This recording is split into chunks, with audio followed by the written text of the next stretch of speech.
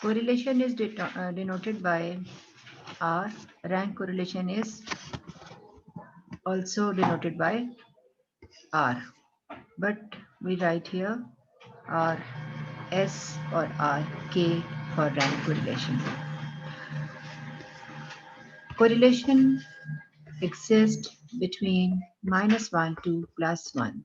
The same property is applied on the rank correlation. The answer of rank correlation exists between -1 to +1. -1 shows that there is perfect negative correlation and +1 for the perfect positive correlation. For R is equal to 0, it means there is no relationship between two criteria or two variables. Rank correlation is applied when the ranks are assigned to the different objects. For example, if you have 50 students in the class, different teachers taught you different subjects. Every teacher assigned you ranks according to the test marks you obtained in the test of different subjects they taught. यानी जो आप subjects पढ़ रहे हो, उर्दू पढ़ रहे हो तो उर्दू की टीचर उर्दू के मार्क्स के हिसाब से आपको रैंक्स देगी. इंग्लिश की टीचर भी आपको रैंक्स देगी, लेकिन वो इंग्लिश के हिसाब से रैंक्स देगी, यानी इंग्लिश में जो टेस्ट के मार्क्स आएंगे उसके हिसाब से. अब ऐसा भी हो सकता है कि एक ही स्टूडेंट जो है वो हर सब्जेक्ट बहुत अच्छी तरह पढ़ रहा हो, तो वो रैंक 1 पे आई, यानी कि उसकी रैंकिंग जो है वो फर्स्ट पे आ रही है. सेकंड भी इसी तरह से. तो नॉर्मली होता यही है कि जो लर्नर होते हैं, वो जो ज़्यादा टाइम स्पेंड करते हैं, वो सभी सब्जेक्ट्स को इक्वली टाइम देने की कोशिश कर रहे होते हैं. तो सब टीचर्स के पास उनके मार्क्स ज़्यादा ही होंगे. तो हर टीचर की रैंकिंग बेस्ट स्टूडेंट्स के बारे में बेस्ट होगी, बेहतर होगी, और जो इरेगुलर स्टूडेंट्स हैं उनकी रैंकिंग तमाम टीचर्स नीचे की तरफ ही करेंगे, यानी कि लो रैंक्स उनको असाइन किए जाते हैं. तो रैंक्स उस वक्त दिए जाते हैं जब आपको कोई जजमेंट की बेस पे सीक्वेंस देना हो. ठीक है. तो ऐसी सूरत में आपको जो रैंक्स असाइन कर रहे हैं, उन रैंक्स के बिटवीन हम कोरिलेशन फाइंड करेंगे कि इंग्लिश की टीचर के ने जो रैंक्स दिए हैं, क्या वही रैंक्स हैं जो उर्दू की टीचर ने रैंक्स दिए हैं. इन्हें दोनों जो असाइन करने वाले जजमेंट्स हैं, जो दोनों टीचर्स हैं, उनकी जजमेंट को चेक करना है कि दोनों ने इक्वली जज किया है या उनकी जजमेंट एक जैसी है या उनमें दोनों में कोरिलेशन है कि नहीं है. तो उसके लिए क्या करना होगा, रैंक कोरिलेशन फाइंड करेंगे. ठीक है. अब जो मार्क्स उन्होंने असाइन किए हैं उसकी बेस पे उनको रैंकिंग देंगे और रैंक्स के बिटवीन कोरिलेशन फाइंड करेंगे. ठीक है. Correlation is not observed or calculated between the values of the variables, but they are first assign the rank and then find the correlation between the ranks. ठीक है. Ranks पहले assign करने हैं और फिर रैंक्स के बिटवीन में correlation find करनी है. ठीक है. अब हम इसके लिए एक क्वेश्चन देखते हैं, आपकी बुक से ही देख लेते हैं. ठीक है.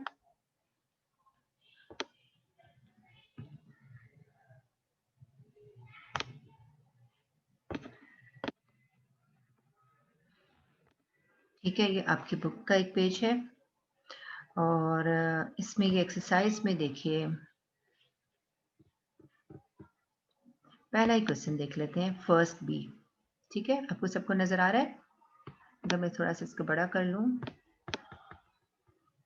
ठीक है.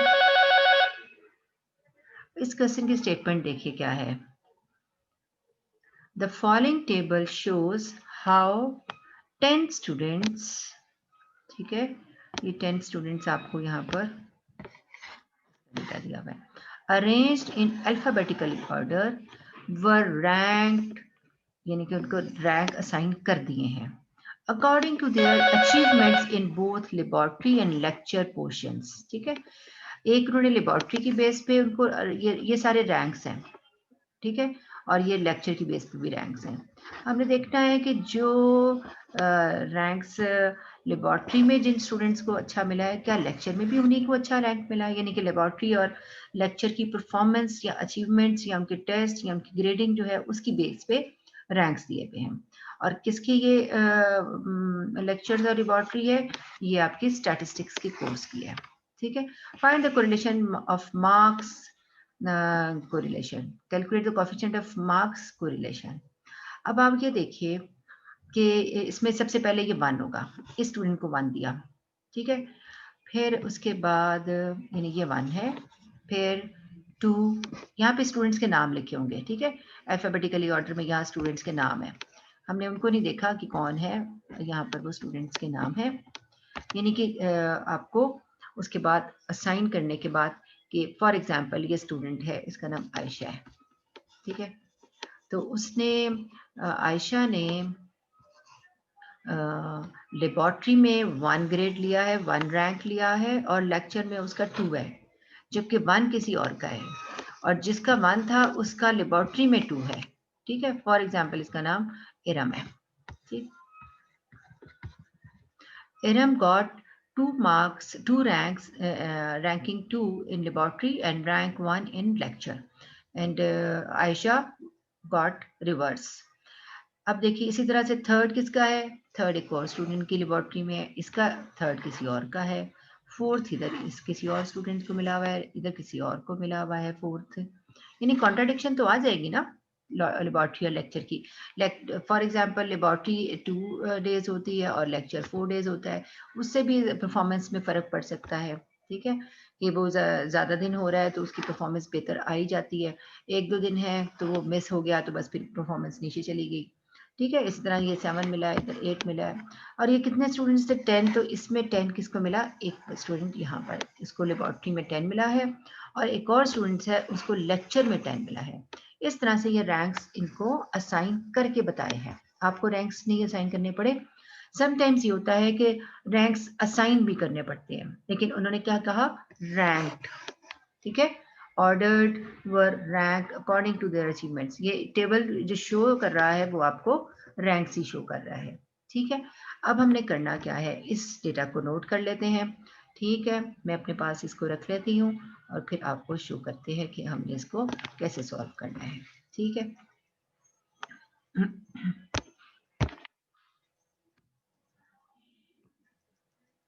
ठीक है, ये हमारा व्हाइट बोर्ड है, इसको मैं क्लियर कर दूं जरा, चलिए डन हो गया।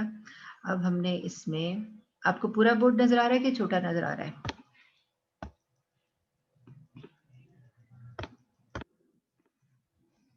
ठीक है मैम।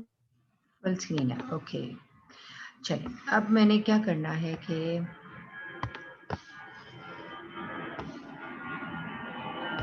पहली ऑब्जर्वेशन इसमें लिखी मैंने लेबॉर्ट्री की और दूसरी लेक्चर की। लेबॉर्ट्री के लिए मैं यूज़ करती हूँ वर्ड लैब, ठीक है, LAB लैब, और उसके लिए यूज़ करती हूँ लेक्चर LEC, ठीक है।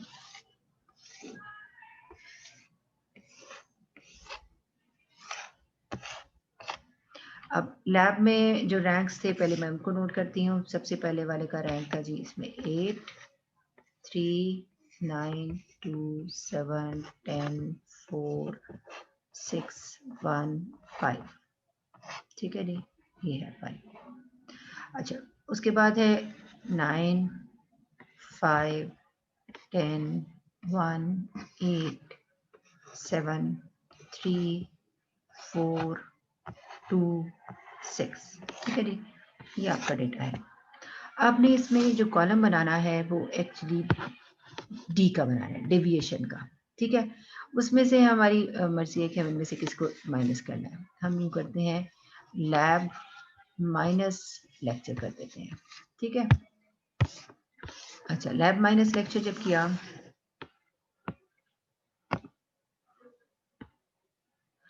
तो अब आप इसको ज़रा माइनस करके मुझे बताइए, 8 माइनस 1, बल्कि हम इसको स्केयर भी साथ ही कर लेते हैं, ठीक है। तो 1 का स्केयर तो 1 ही आया, 3 माइनस 5 यानी कि 2 का स्केयर कर लिया तो कितना आ गया इसका रिजल्ट 4 आ गया। ठीक है, अच्छा उसके बाद यहाँ भी 1 आ गया, यहाँ भी 1 आ गया, यहाँ भी 1 आ गया, यहाँ पे 10 माइनस 7 तो ये 3 आ गया, 3 का स्क्वायर कितना आया, ये 9 आ गया। ठीक है, यहाँ भी 1 आ गया, यहाँ पर 2 का स्क्वायर है तो ये क्या आ जाएगा, 4 आ गया। ठीक है, फिर यहाँ भी 1 आ गया और यहाँ भी 1 आ गया। इस सब का टोटल कर लें जी, टोटल क्या आया है?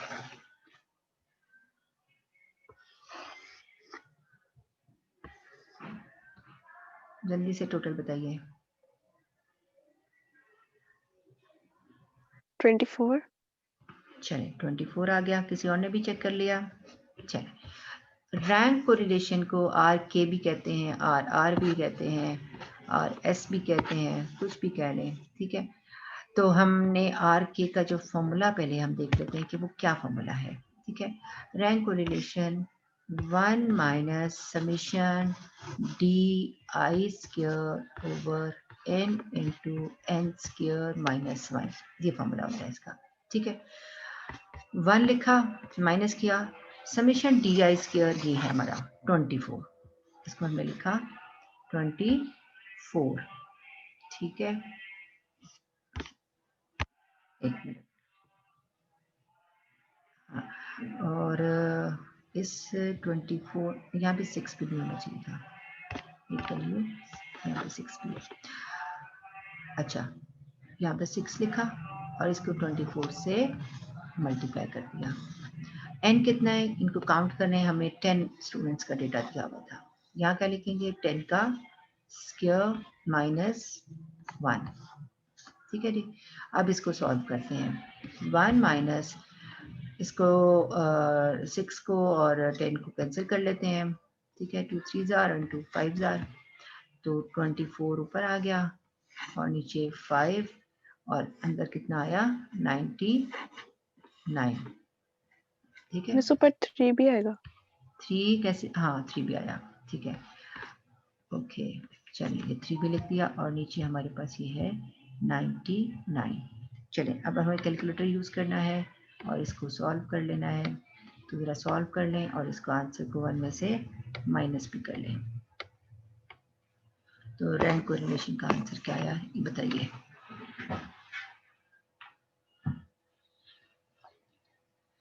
वन में से लास्ट में माइनस कीजिएगा, पहले सारे को सॉल्व कर लीजिए।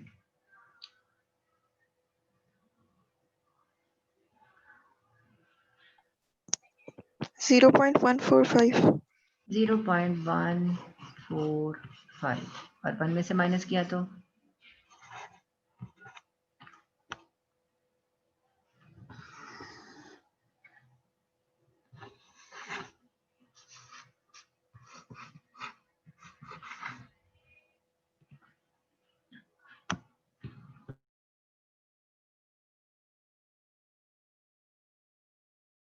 0.855।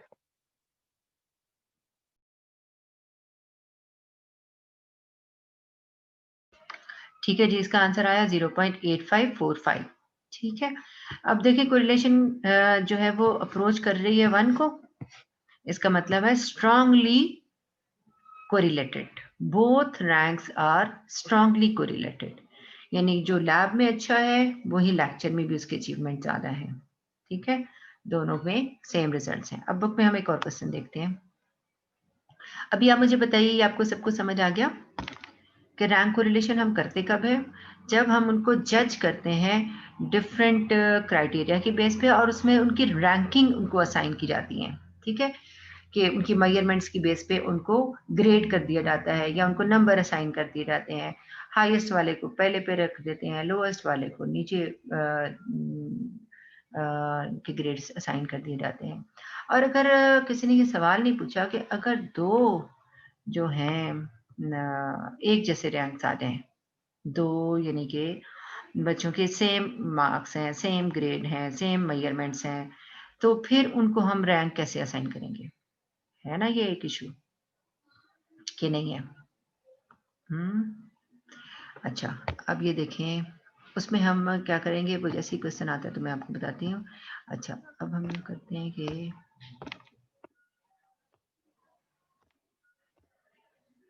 ठीक, अब अगला क्वेश्चन देखिए, 1 के बाद सी, इसका बी हमने किया। अब ये देखिए सी स्टेटमेंट क्या है इसकी, the ranks of the same 10 students in mathematics and economics, चलिए उन्हीं की बात हो रही है, वर एज फॉलोज। अब ये पहला वाला रैंक और ये दूसरा, ठीक है, इनको दो कॉलम्स की फॉर्म में लिख लेंगे, 1 और 6, 2 एंड 5, 3 एंड 1, इस तरह से, ठीक है। और यहाँ पर आप लिखेंगे कि ये मैथ्स के ग्रेड्स हैं और ये वाले जो हैं ये इकोनॉमिक्स के ग्रेड्स हैं, और आपने एक ही कॉलम बनाना है डी का, ठीक है, और इसको कंप्लीट करके सॉल्व कर लेंगे आप। अच्छा, उसके बाद अगला देखिए इसी का 3 का ए पार्ट, 5 सैक्स ऑफ कोल ए बी सी डी, ठीक है, कोल कोयला भरा हुआ है 5 बोरियों में और उनको ए बी सी डी ई कह दिया है, हैव डिफरेंट वेट्स। अब उनके वेट्स डिफरेंट हैं, कोई इसमें से हैवी होगा, कोई लाइट होगा, कोई बहुत लाइट होगा, कोई लाइटर होगा, ठीक है। तो उसने कहा कि कैसे किया हुआ है, वेट वाइज, ठीक है, A being heavier than B, B being heavier than C, and so on. A weight lifter ranks the sacks heaviest first in order to A, B, C, D, A, B, C. नहीं, उसने कहा A, D, B, C, B, E, C. तो उसने कहा कि sac number 1 को उसने 1 कर दिया, D को उसने 2 कर दिया, 3 को B को उसने 3 और E 4 और 5 इससे। ये किसने किया है, उसने किया है लिफ्टर ने। और ये वो ग्रेड से 1 2 3 4 5 जो जजमेंट की बेस पे उसने कहा ए इज हैवियर देन बी, इसका मतलब है कि हमने जो जजमेंट की थी उसमें ए को 1 दे दिया, फिर बी को 2 दे दिया। अगर हम यहाँ पर ए और बी लिखते हैं, ठीक है, यहाँ पर ए बी सी डी ई लिखें, तो ये 1 2 3, ये निसाब क्यों है ना, वो किस तरह से लग रही थी, वो सबसे हैवी ये लग रही थी, ठीक है, ये आप समझो जजमेंट किया आपने। और ये क्या किया उस लिफ्टर ने बताया, लिफ्टर ने कहा ए को हमने 1 दिया लेकिन डी को हमने 2 दिया है, तो डी के सामने 2 लिख देना है, और बी को हमने 3 दिया है तो बी के सामने हमने 3 लिख देना है, और ई के सामने आपने 4 लिख दिया, ठीक है, ये 4 आ गया, और सी के अगेंस्ट आपकी 5 ऑब्जर्वेशन है। अब 5 रैंक है। अब आपने क्या करना है, इसको यहां से ऐसे सॉल्व कर लेना है, तो ऐसे एक कॉलम आप डी का बना लेंगे। इसका क्वेश्चन लिखना एक इशू था, मुझे बताइए आप सबको समझ आ गई, ठीक है। एक जजमेंट थी कि वो सैक्स जो पड़ी हुई है यहाँ पर, ऐसे सैक्स कुछ पड़ी हुई है, ठीक है, ऐसे करके सैक पड़ी हुई है, ठीक है, फिर एक कुछ सैक और पड़ी हुई है ये ऐसे। तो जो सैक्स पड़ी हुई है यहाँ पे, उन सैक्स का जो विजुअली इफेक्ट आ रहा था वो लग रहा था कि ए सबसे बड़ी है और भारी है, हैवियर है। फिर उसने कहा जी बी हैवियर है, फिर सी उससे हल्की है और डी उससे ज्यादा हल्की है और ई सबसे हल्की है। ये हमने जजमेंट, कोई विजुअली जजमेंट की बेस पे या हाथों से अंदाजा लगा के उठा के पता चल गया हाँ जी ये भारी है ये तो, लेकिन थोड़ा थोड़ा ही फर्क था जो हमें खुद से इतना अंदाजा नहीं हुआ। जबकि लिफ्टर ने जब उसको उठाया तो उससे सही अंदाजा हो गया और उसने कहा जी ए हैवियर है और हैवीएस्ट है, डी उससे हल्का है, बी उससे हल्का, ई उससे हल्का और सी सबसे हल्का। तो इसमें जो ग्रेडिंग है वो आगे पीछे हो गई। अब उसकी ग्रेडिंग लिफ्टर की हमने यहाँ लिख लेनी है, अपनी ग्रेडिंग हमने यहाँ लिख ली है और उसके बाद हमने इसके डिफरेंस निकाले। पहला डिफरेंस तो आ गया 0, आ गया ना 0, ठीक है, पहले डिफरेंस को हम कहेंगे कि वो क्या है 0। तो दूसरा डिफरेंस क्या आया जी बताइए, दूसरा डिफरेंस क्या आया,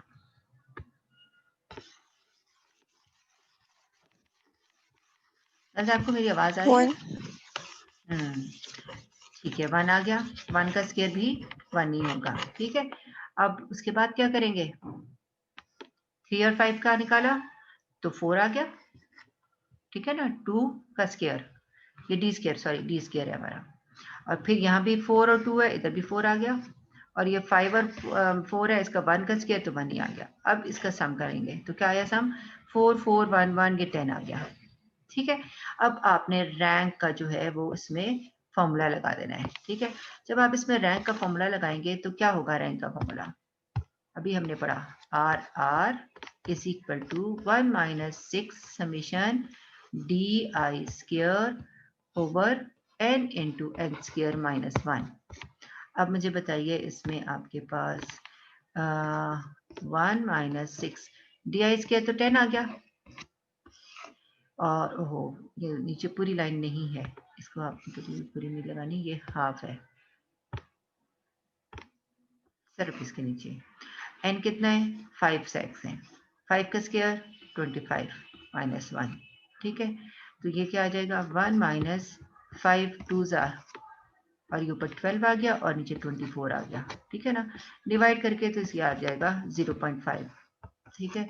और 1 में से माइनस किया तो भी 0.5। इसका मतलब है 50% जो है इनमें कोरिलेशन एग्जिस्ट करती है कि हमने जो लिफ्टर से किया उसके रिजल्ट्स और जो हमने उससे किया अपने विजुअली उसके इफेक्ट्स क्या है। चलिए इसका आंसर चेक कर लेते हैं, इसी बुक में आंसर है इसका जी 0.45 आया है।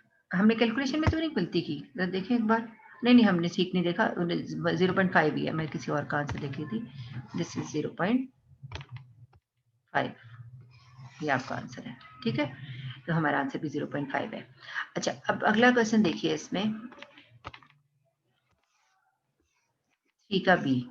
अब ये आपको समझ आ गया कि ये इसने ग्रेड असाइन किए हुए हैं, ठीक है, फर्स्ट सेकेंड थर्ड इस तरह से। अब ये 3 का बी पार्ट देखिए, 7 आर्मी रिक्रूट्स ABCDEFG, ये 7 है, were given 2 separate aptitude tests, their order of merit in test are given, ठीक है। फर्स्ट इसका मतलब है जी का क्या है फर्स्ट, इसका डी का क्या है, ये भी फर्स्ट, ठीक है। सेकेंड सेकेंड अगर मैं इस तरह लिख दूं सबका, मेरी बात समझ आ रही है। अभी मैंने इस तरह नहीं करना, हमने क्या करना है इसको, हमने रिक्रूट वाइज करना है, 5 5 ये 6 6 7 7, ठीक है। अब हमने रिक्रूट्स के नाम लिख दिए, हमने लिखना है रिक्रूट्स आर ABCDE और F भी है, और उसके बाद F के बाद G भी है। अच्छा अब हमने कहना है कि फर्स्ट टेस्ट, ठीक है, और यहाँ कह दिया हमने ये सेकंड टेस्ट। फर्स्ट टेस्ट में ए को क्या मिला था, क्या मिला था 3। हाँ जी 3। तो फिर हम जी को पहले ऐसे देख लेते हैं, जी को 1 दिया तो जी को 1, एफ को 2, एफ को 2, डी को 4, डी को 4, बी को 5, बी को 5, सी को 6, ये 6, ई को 7। चले जी ये सारे हो गए। अब सेकंड में डी को 1 दिया तो डी के सामने हमने लिख दिया 1, एफ को 2, F E3, E3, B4, B4, G5, G5, इसका बहुत ज़्यादा फर्क आ गया। और C का 6, C का 6, पहले भी 6 था अभी भी 6, A का 7, A का भी बहुत फर्क आ गया, ठीक है। अब हमने इसका क्या कैलकुलेट करना है, क्या कैलकुलेट करना है इसका, एक ही तो कॉलम करना होता है calculate, D square. D square का कॉलम, बिल्कुल ठीक जी। हमने अब इसमें डी स्क्वायर का कॉलम कैलकुलेट किया,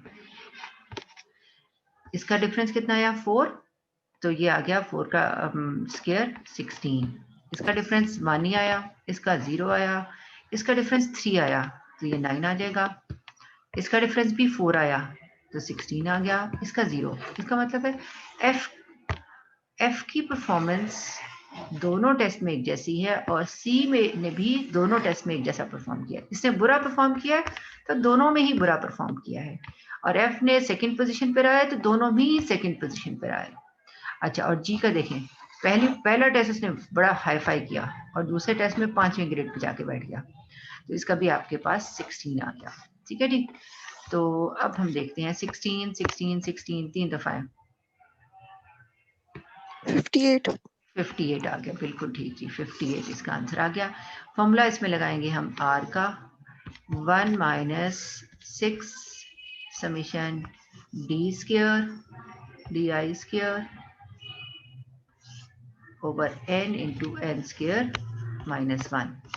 चले जी वैल्यू सब्स्टिट्यूट करते हैं, 1 माइनस 6, इसका आंसर आ गया 58, ठीक है। और डिवाइड कर देंगे हम इस पे, एन कितना है, कितने रिक्रूट्स, 7, और यहाँ आएगा 49 माइनस 1। चलें जी, जल्दी से सॉल्व कर लें इसको और मुझे आंसर बताएं ये सारे का क्या आंसर है। कुछ भी कैंसिल आउट नहीं हो रहा, आपको उसको मल्टीप्लाई करके डिवाइड ही करना होगा। चलें जल्दी से कर लीजिए।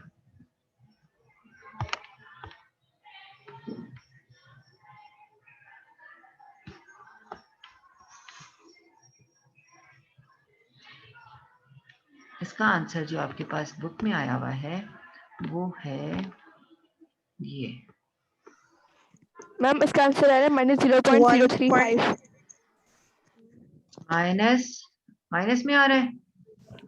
Yes ma'am. चलो फाइनल आंसर है 0 माइनस भी है, सॉरी मैंने फिर नहीं लिखा, माइनस 0.035 के बाद भी कुछ होगा, 4 डेसिमल तक लिखते हैं, 4। हमेशा रैंक कोरिलेशन का आंसर 4 डेसिमल प्लेसेस तक। चलिए जल्दी से बताएं कि फोर्थ पे क्या पड़ा हुआ है।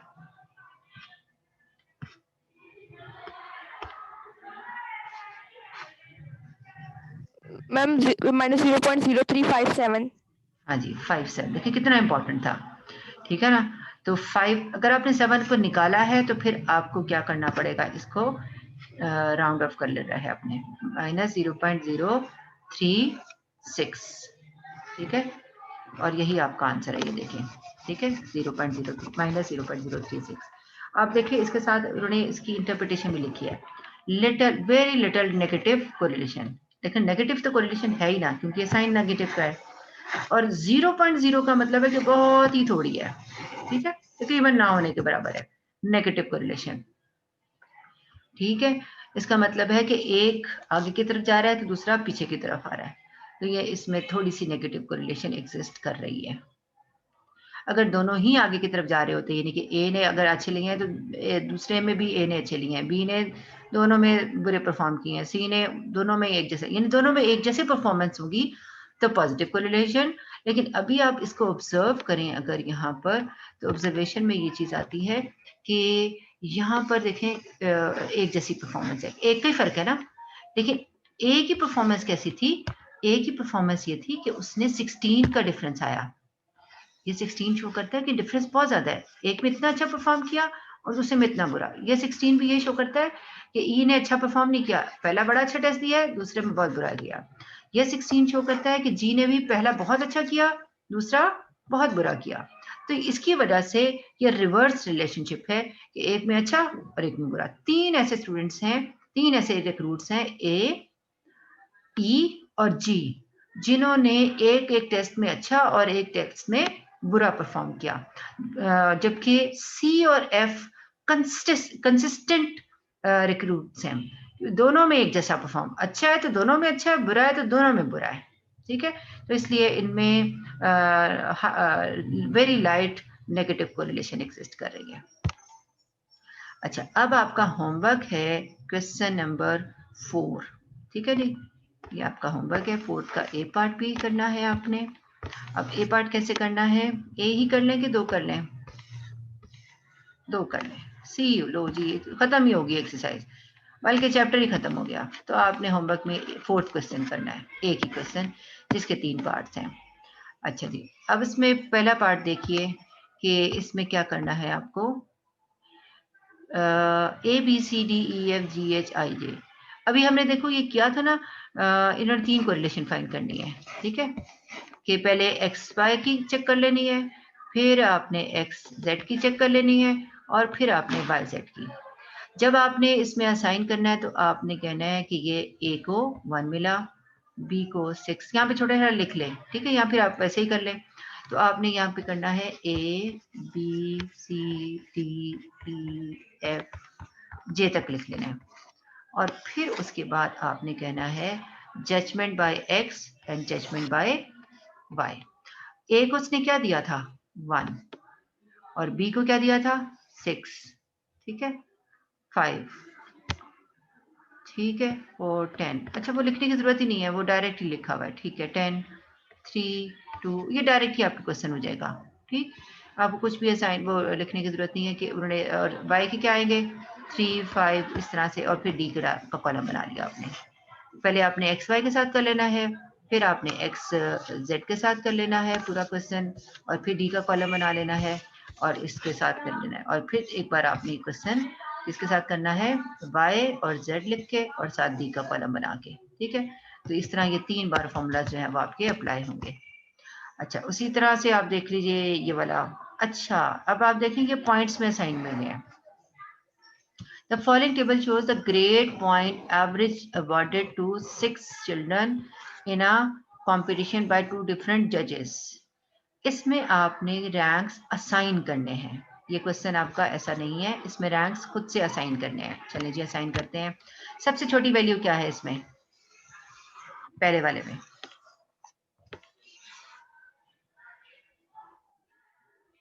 ठीक है, बताइए। 6.8. हाँ, और सबसे बड़ी कौन सी है? 9.8, इसको हमने 1 कह दिया।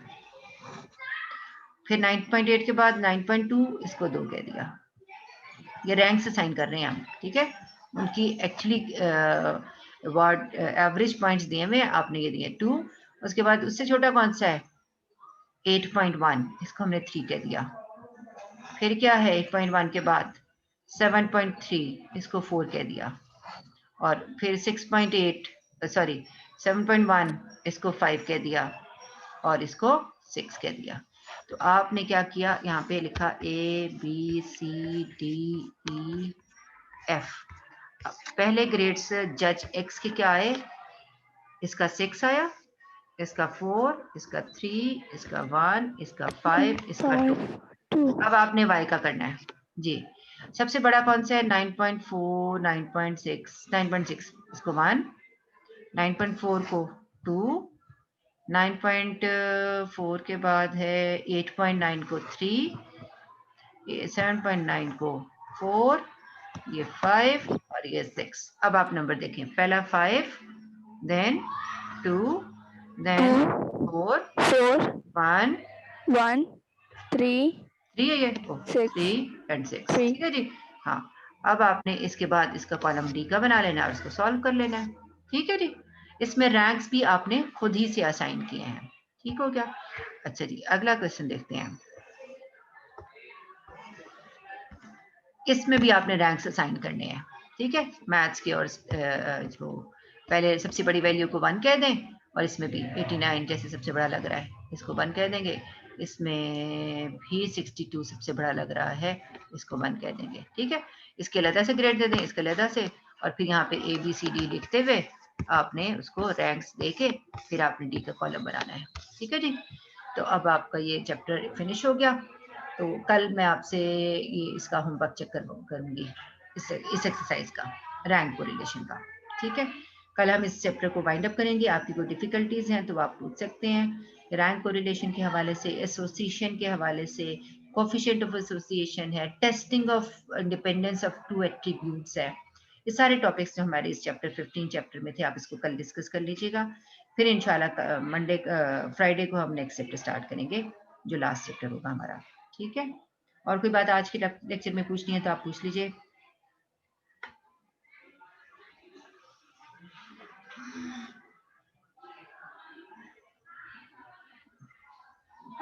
जी गर्ल्स, कुछ पूछना है आप लोगों ने? टाइम हमारा खत्म हो रहा है। No, ma'am. चलिए ठीक है, okay, thank you so much, Allah Hafiz.